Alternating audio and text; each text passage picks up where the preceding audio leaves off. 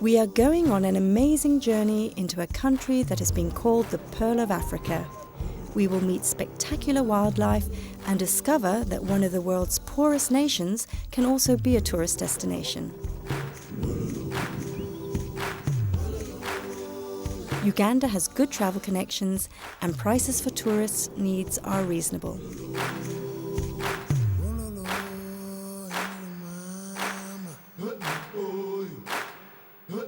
Uganda lies in East Africa.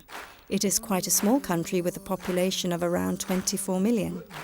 Lake Victoria lies 1,100 meters above sea level, and the country is surrounded by mountains both to the east and west. The south of the country is crossed by the equator. There are 11 large and small wildlife reserves in Uganda. We are going to visit some of the most important ones, and we will also take a look at some of the other holiday attractions. Up in the northeast corner of the country, you'll find Kidapo, one of Uganda's most beautiful wildlife reserves. The national park borders with Kenya and the Sudan. It is a good distance away from Kampala, so transport is best done by plane. There are good airfields in Kidapo. The accommodation is under renovation and will be magnificent once completed. This is a park that is not too crowded, which offers a wonderful wildlife experience. The landscape is surrounded by mountains, and both animals and nature are in complete harmony with each other.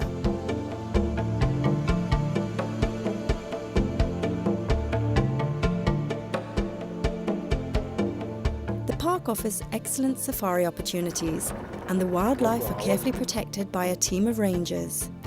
In Kidapaw, there are about 90 different types of mammals, 30 of which cannot be found in other places in Uganda. There are also 500 different species of birds in the park. Those who travel here are recommended to spend a day in the village of Kapedo, just outside the park. This untouched community has about 1,000 Karamojong tribal people living a very simple existence. Water needs to be carried from a kilometre away. Farming is very basic, using basic tools. But everyone is happy and friendly, and there is enough work for everyone. Children ground corn into flour on a stone in their own little workplaces.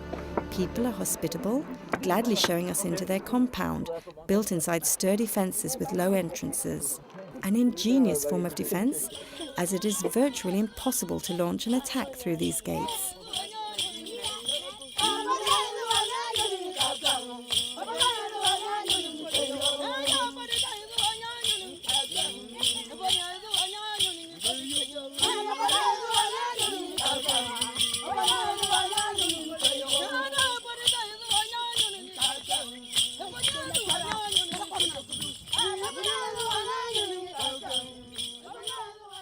We leave Kidapaw and head on southwards towards Murchison Falls. This is the largest of the national parks in Uganda. There are 2 airstrips in the park. If you are coming here from Kampala, it is easily accessible by car. It will take about 8 hours by road. Murchison Falls National Park opened in 1952. There had been no hunting in the area for 40 years due to its inaccessibility and the tsetse fly. This insect can still be found in isolated areas, here and in other parts of Uganda, but nowadays it no longer carries the dreaded sleeping sickness. Nonetheless, it is a good idea to avoid being bitten by the tsetse fly.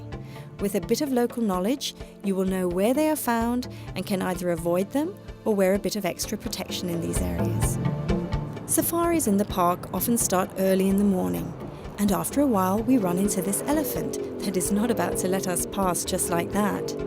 We learn a few tricks that can be helpful to know next time we encounter a tired and grumpy elephant. Just a bit ahead, a pride of lions lays in the sun. Another magnificent morning in Uganda's largest national park. All visits to the park are monitored, and all the wild animals are carefully protected. And it's for a good reason, as the wildlife can become one of Uganda's most important resources in the future. A healthy adult giraffe has no natural enemies, and this is something you clearly notice about this animal.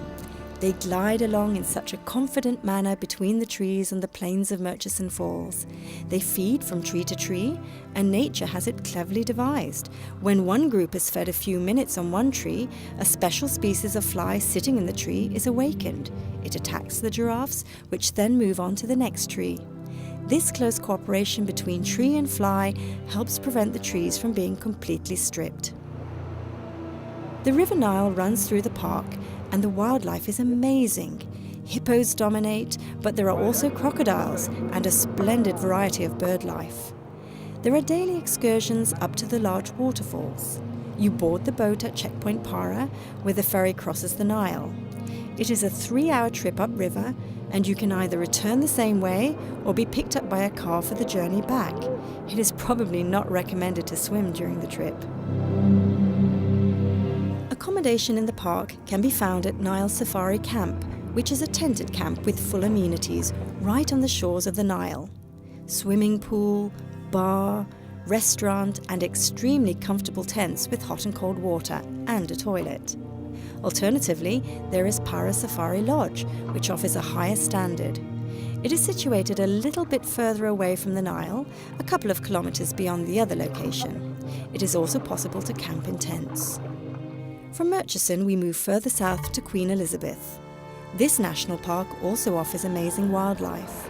Over 100 species of mammal and over 600 species of birds inhabit this area. The park is more easily accessible than other parks, and the safari trips are well organized. There are 2 large lakes in the park connected by the Gazinga Channel. There are daily boat trips on the channel. They're comfortable and make a nice change from a jeep safari. Remember to bring along a good pair of binoculars. Don't settle for a cheap one. This is almost as important as a camera. Safaris on land are equally magnificent in Queen Elizabeth. You'll find beautiful areas with a combination of savanna and tropical rainforest. All the national parks in Uganda can be visited all year around. Be sure to visit the Kiambura Gorge when you are here. It's an incredible contrast to the savanna above.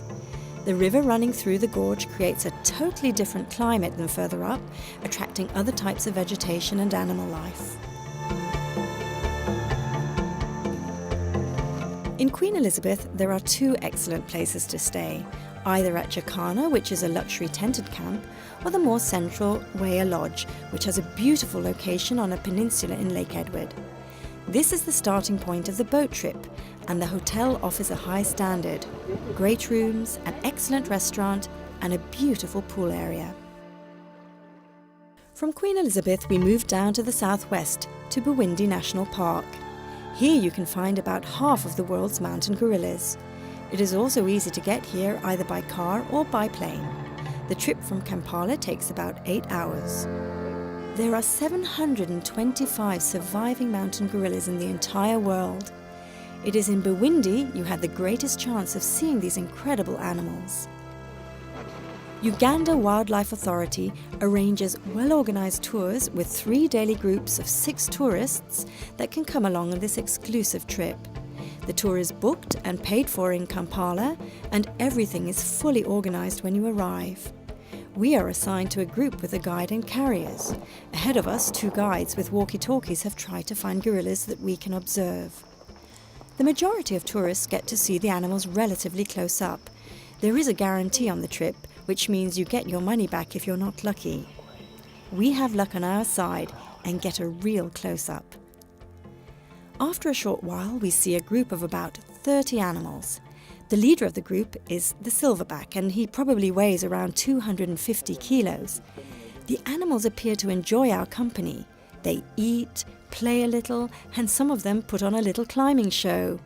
We're not allowed to observe them for more than 1 hour. We have to talk quietly, we don't use flash on our cameras, and we don't bring any food. In this area, 20% of the fee paid to the gorillas goes directly to the inhabitants of the area. This creates a basis for further development. It also creates general goodwill towards the tourists. When we ask to hear some music, this group join in for us, both with music and the expectation that we will buy some of their crafts. A small amount of money sets off a mighty round of applause.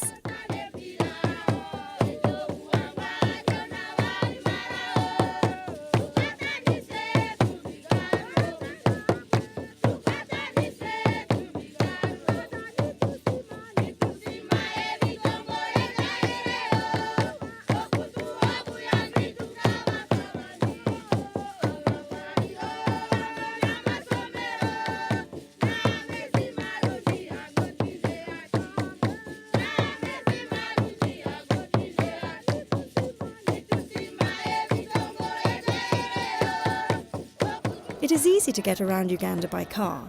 It is possible to cross the Nile at several places on barges such as this one. You can hire a small plane, and the majority of national parks have airstrips.